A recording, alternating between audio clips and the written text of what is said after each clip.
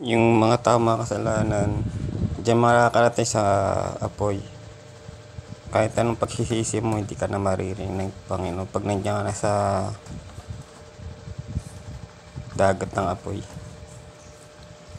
Kaya habang nandito pa tayo sa mundo, gumawa lang tayo ng mabuti.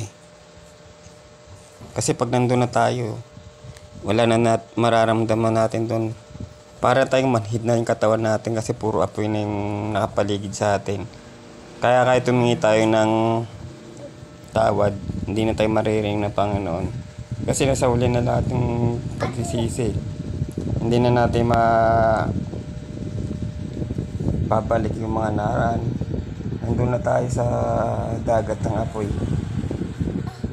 Kaya habang maaga, gumawa ng mabuti.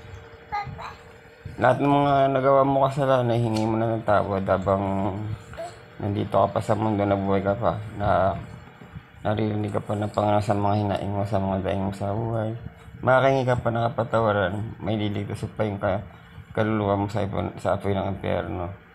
Yan ang magiging tahanan natin pagka tayo makasalanan, yung mga apoy na yun, apoy ng dagat.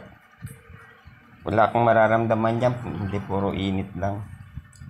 Sa apoy na yan, puro init lang mararamdaman mo dyan. Walang tubig, walang mga hangin, puro apoy ng dagat at taga nakapalibot sa'yo. Yung pakiramdam mo dyan, tao ka pa rin dyan. May pakiramdam ka pa rin dyan, sasaktan ka dyan. Yung init mararamdaman pa rin dyan pag nandiyan ka sa apoy ng impyerno.